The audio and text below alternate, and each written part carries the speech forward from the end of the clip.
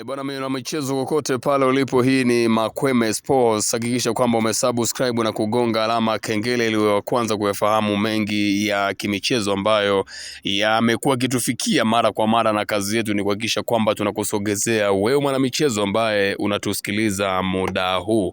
Bwana, sasa taarifa ambazo zimetufikia mezani muda huu ni juu ya wachezaji wawili kutoka ndani ya klabu ya Singida Black Stars ambao wamesimamishwa kwa utovu wa nidhamu na wengine wakisimamishwa kwa ajili ya kupanga matokeo, na adhabu hii inahusisha miezi mitatu.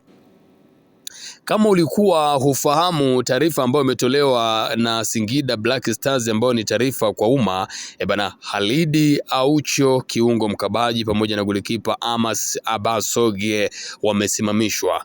Hasa undani wa taarifa hii ukoje? Ni kwamba uongozi wa Singida Black Stars kupitia kamati ya nidhamu wamechukulia hatua za kinidhamu wachezaji Khalid Aucho pamoja na golikipa Amos Abasogie kama ifuatavyo. Kwa mujibu wa taarifa ambayo imetolewa na Singida Black Stars, inasema Khalid Aucho ameadhibiwa kwa utovu wa nidhamu na utoro kazini, na hivyo amesimamishwa kazi kwa miezi mitatu. Lakini kwa upande wa golikipa Amos Abasogie, yeye amesimamishwa kazi kwa miezi mitatu kupisha uchunguzi kwa tuhuma za upangaji wa matokeo. Sasa ni mechi ipi ambayo Abasogie yeye aliipanga matokeo? Tutakuja kukufahamisha mwendelezo wa taarifa hii.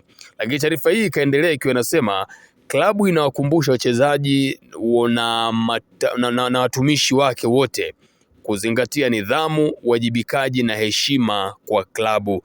Taarifa hii imetolewa na ofisi ya mtendaji mkuu wa Singida Black Stars leo tarehe 27 mwezi wa pili 2026. Kwa hiyo kama ulikuwa ufahamu, nimejaribu kukusogezea taarifa hii kwa undani zaidi juu ya wachezaji wawili muhimu tena ambao wamesimamishwa ndani ya Singida Black Stars. Tutaendelea kukuletea na kukusogezea mwendelezo wa taarifa hii. Hakikisha kwamba umesubscribe na kugonga alama kengele wa kwanza kufahamu taarifa na matukio mbalimbali ambayo ni ya kimichezo ambayo atakuwa anatufikia hapa. Sasa huyu Amos Abasogie alikuwa anachukua rushwa ama alikuwa anapanga matokeo kwenye mchezo upi? Basi endelea kuisogelea na endelea kuifuatilia Makweme Sports, maana tutakuletea mwendelezo wa taarifa ya hiki ambacho tumekusogezea hapa. Hakikisha umesubscribe na kugonga alama kengele ili wa kwanza kufahamu mengi ya kimichezo ambayo tutakuwa tunakuandalia hapa. Mimi naitwa Juma Makweme na hii ni Makweme Sports.